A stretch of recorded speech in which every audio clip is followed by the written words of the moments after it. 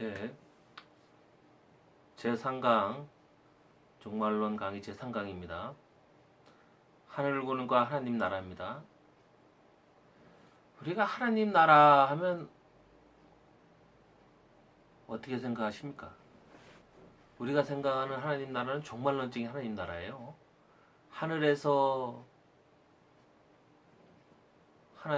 저기 요한계시록에 보면은 예루살렘이 하늘로부터 내려옵니다. 이 땅에 내려옵니다. 이 땅이 초월적으로 내려와요. 종말론적인 하나님 나라죠. 세상이 다 멸망하고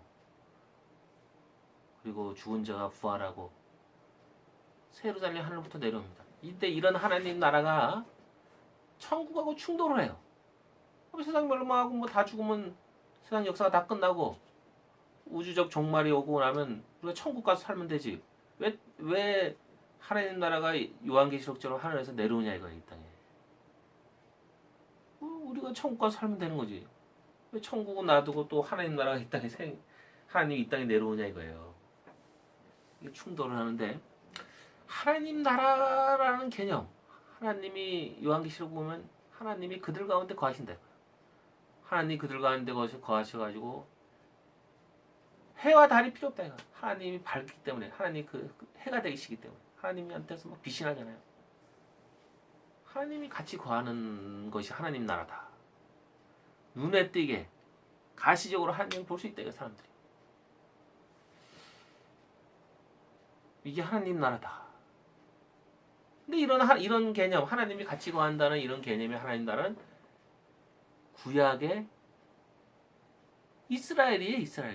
이스라엘. 왜 이스라엘이 하나님 나라냐? 그거는 예루살렘에 하나님이 거하셨어요. 하나님이 예루살렘 성전에 그 속죄소 위에 그룹 조각되잖아요. 그룹 사이에 거하신다 그랬어요. 예루살렘 성전에 거하셨습니다. 하나님. 왜 성전이 하나밖에 없는 줄 아십니까? 하나님이 진짜 이스라엘 땅에 거하는데 성전을 많이 지면 여기도 거해야 되고 저기도 거해야 되고 그러잖아요. 물론 하나님은 무소부지하십니다. 어디서나 계십니다. 그렇지만 눈에 보이게 가시적으로 하나님이 거하신단 말입니다. 근데 예수님이 이 땅에 성육시하셨는데 예수님이 서울에도 있고 부산에도 있고 대전에도 있고 동시에 다 거기 있는 사람들이 예수님이 그 육체로 성육시한 모습으로 달리는 걸 봐. 예수님 많어. 이러면 이거 뭡니까? 이거 예수님이 너무 많아. 물론 무소부지한데 하나님이 이건 아닌 거죠. 이건 아닌 거죠. 하나님이 이스라엘 땅에 정말 거하시는데 그게 영적으로 거하시는 게 아니에요. 사람 눈에 안 보이게 거하시는 게 아니란 얘기죠. 사람 눈에 보이게 거하신단 말입니다. 그게 예루살렘 성전이 예루살렘 성전 하나예요. 그러니까 성전을 하나 지을 수밖에 없는 거예요. 내가 다시 한번 자세히 설명하면 출애굽했을 때 하나님이 이스라엘 민족과 같이 나오셨는데 그게 영적으로 같이 이렇게 나온 게 아니에요. 우리가 예수님이 성육신했지만 구약에서도 출애굽할 때도 예수님이 이스라엘 민족이 끌고 나왔어요. 어떻게 끌고 나왔냐? 이스라엘 민족은 어떻게 봤냐? 구름을 타고서 그래서 구름 기둥 불기둥이잖아요. 그게 구름 기둥 불기둥이 같은 거예요. 겉은 구름으로 쌓였고 그 가운데 불기둥이 있습니다.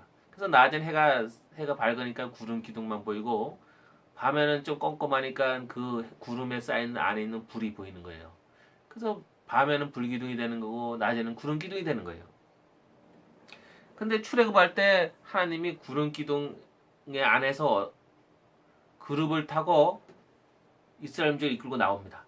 그리고 나와가지고 그 하나님이 이끌고 나오는데 그 구름 기둥이 옆에 이제 이렇게 했죠. 그래서 사람들이 봅니다. 구름 보니까 구름 안에 불이 있고 막 광채가 나요. 그 하나님이 이스라엘 민족을 출애굽할 때 앞서서 그 구름에 휩싸여서 이끌고 나오는 겁니다. 그래서 사람들이 출애굽한 이스라엘 민족이 가시적으로 눈으로 봅니다. 하나님이 자기들 앞에서 자기들을 이끌고 가시는 겁니다. 구름 기둥, 구름 안에서 하나님이. 그래가지고 우리가 출애굽 민수기 신명기 보면 계속 나옵니다. 하나님이 불기둥 가운데서 말씀하셨더라. 구름 기둥 가운데서 하나님이 말씀하시기를 이스라엘 민족한테서 말씀하십니다. 그 구름 안에서 불기둥 안에서 말씀하십니다. 그래서 광야 40년 동안 하나님이 이스라엘 민족과 같이 다녔어요. 이스라엘 민족은 눈 뜨면은 밖에 나오면 하나님이 구름 기둥 불기둥 가운데 그들 가운데 하나님이 거하시는 걸 봅니다. 물론 구름으로 가리고 불로 가려가지고 그 안을 못 보지만 그래가지고 최초로 장막을 성전을 지었을 때 어떤 일이 벌어졌습니까? 구름 기둥이 그 장막 성전에 내어라는 겁니다. 하나님이 그곳에 거하시는 겁니다. 그 구름 기둥 안에 내용은 출애굽기 민수기 신명기에서는 자세히 이렇게 나오지 않아요. 어디에 자세히 나옵니까? 에스겔서에 나오죠. 에스겔서 1장에 저 멀리서 구름이 오는데 그 안에서 막 불이 보이고 빛이 번쩍번쩍이고 무지개 빛 같은 게 나고 막 그래요. 그래서 그 안을 묘사해 주는데 그룹이 있죠. 내생물이 있고 그 그룹에 대해서 묘사를 해줘요. 내생물이 있고 그 안에 바퀴가 달려 있는 것 같고 하여튼 그 안에 있는 설명을 딱 해줘요. 그리고 하나님이 보좌에 앉아 계시죠. 하나님이 그 보좌 같은 데서 하나님이 앉아 계시더라. 내생물 안에 위에 타고 계시는 거예요. 꼭 비행기 타고 오시듯이 그런 이제 설명이 쭉 나오죠. 그룹이다, 이 그룹 타고 오셨다 이거야. 그래서 구름 안의 사정을, 구름 안에 어떤 사정인가를 에스겔이 설명해 줍니다. 에스겔서에서.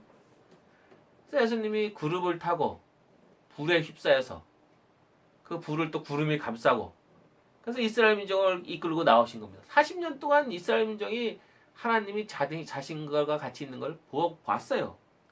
그런데 이제 이스라엘 민족이 가나안 땅 들어가니까 12정탐꾼이 갔다 와서 열정탐꾼이 우리 들어가면 죽는다고 메뚜기 같다고 그래가지고 막 돌아가자고 해서 하나님이 화가 났잖아요. 화가 나서 내가 떠나겠다고, 이 이스라엘 민족을 떠나겠다고. 그게 무슨 얘기냐면 영적으로 떠난다는 얘기가 아니에요.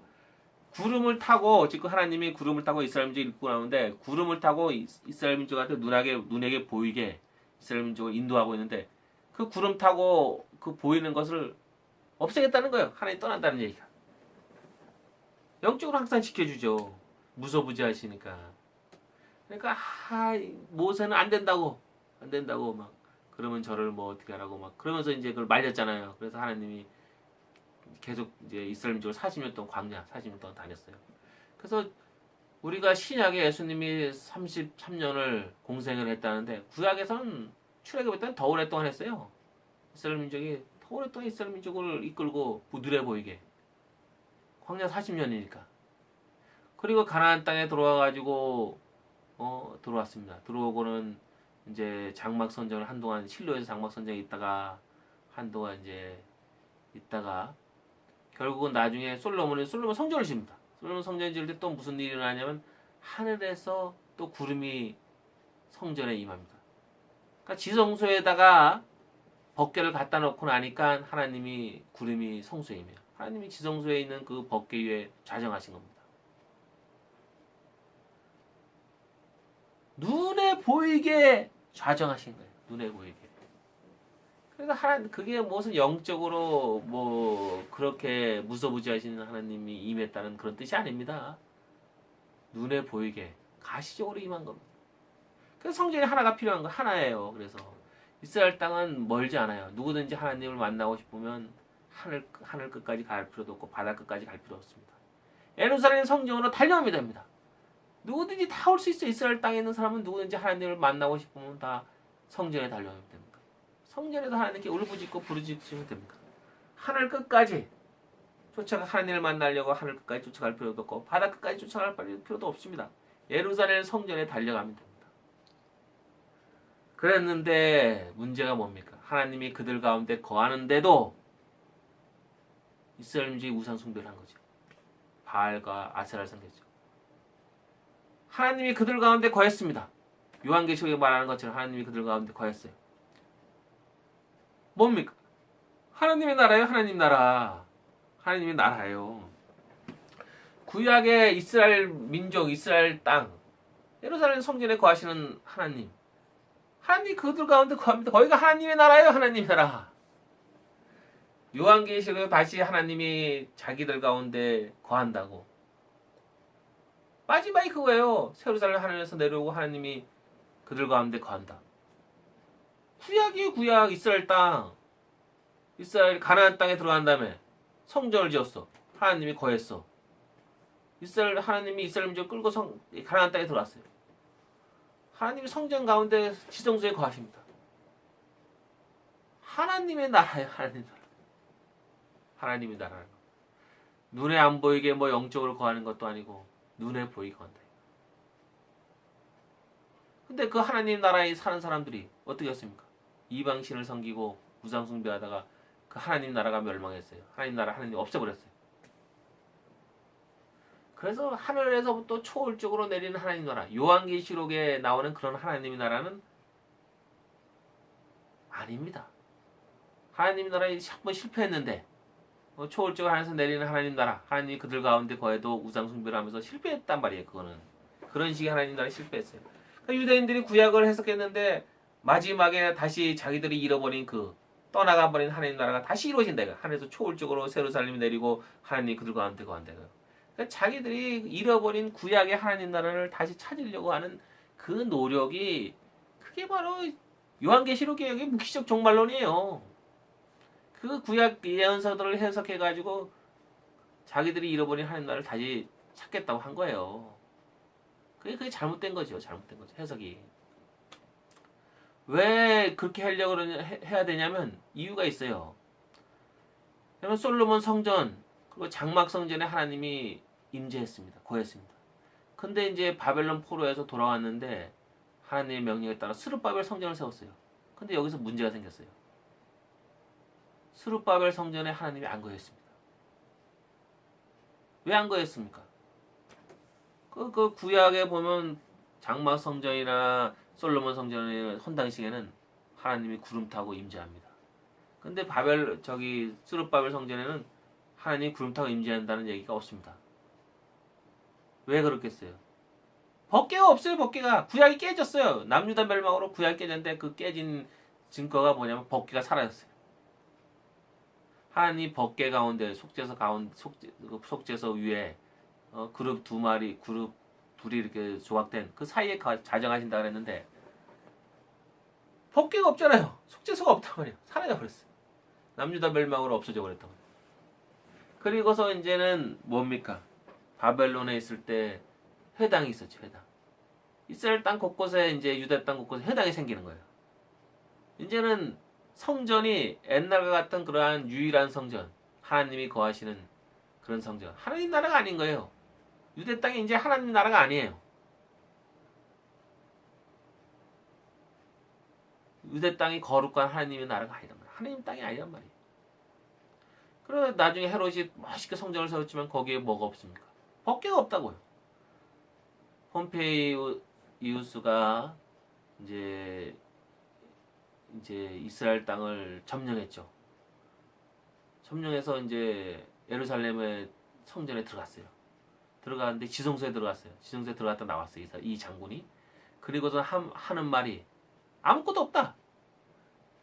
이 로마 장군 폼페이우스가 중동을 점령하고서 전쟁에서 이 승리해서 군대를 이끌고 다 점령하고선 자기들이 식민지를 삼고는 이제 예루살렘에 와서 예루살렘 성전에 들어갔는데 지성소에 들어갔는데 뭐 보물이라도 있고 뭐 뭔가 있을 줄 알고 지성소에 들어갔는데 아무것도 없더라고요. 들어가 보니까 법궤가 없어요. 법궤가.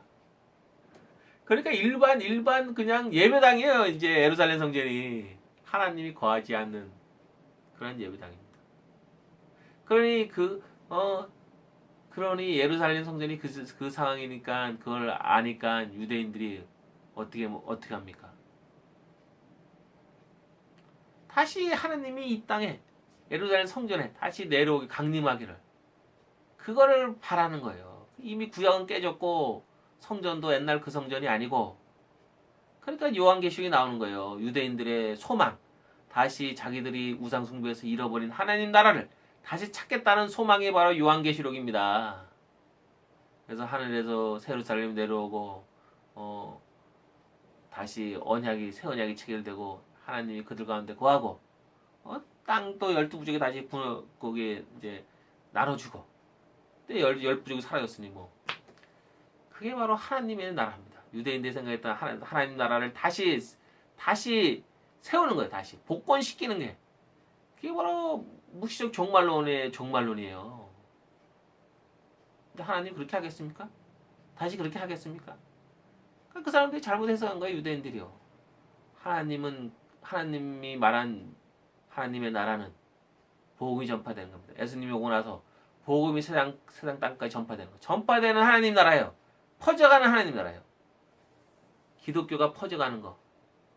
그게 하나님 나라입니다. 예수님 그 구약에서 예언한 하나님의 나라는 예수님이 옴으로써 온 세상 민족이 다 구원받고 기독교가 세상 땅까지 퍼져나가는 거. 그래서 예수님이 말했잖아요. 하나님 나라를 내가 어디에 비유할꼬? 그러면서 땅에 뿌린 씨앗 비유하잖아요. 길가에 뿌린 씨앗, 돌짝밭에 뿌려진 씨앗, 그 다음에 가시덤불에 뿌린 씨앗, 그다음에 옥대에 뿌린 씨앗, 그리고 이제 하나님 나라를 얘기하면서 웬 복음 전파하는 걸 얘기하냐? 이상하잖아요. 복음이 전파되는 게 하나님 나라라는 거예요. 복음이 전파되는 거. 그 누룩 비유하면서 누룩이 퍼져나가는 거. 겨자씨 하나를 비우는 거. 겨자씨가 자라면서 크게 된다. 퍼져나가는 하나님 나라. 복음이 퍼져나가면서 하나님 나라도 퍼져나간다. 성도들이 생기고 성도들의 모임이 교회고 하나님이 통치하는 영역. 통치한다 이거. 그래서 예수님은 복음이 전파되는 게 하나님 나라고 퍼져나가는 게 하나님 나라예요. 퍼져나가는 하나님 나라. 복음 전파되는 게 하나님 나라라는 거예요.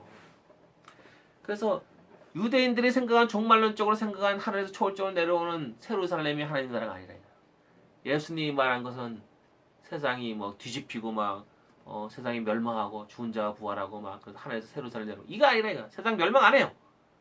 복음이 전파되는 그게 올바른 구약 해석이에요. 유대인들이 해석한 거는 종말론적인 세상 멸망시키는 그런 하나님 나라예요. 구약에서는 유대인만 멸망을 예언했지 세상 멸망을 예언 안 했어요. 근데 유대인들은 온 세상이 다 멸망하고 하늘에서 내려오는 하나님 나라를 전파했습니다. 그게 묵시적 종말론이에요. 묵시적 종말론이 잘못됐다는 겁니다. 그걸 깨달으시기 바랍니다.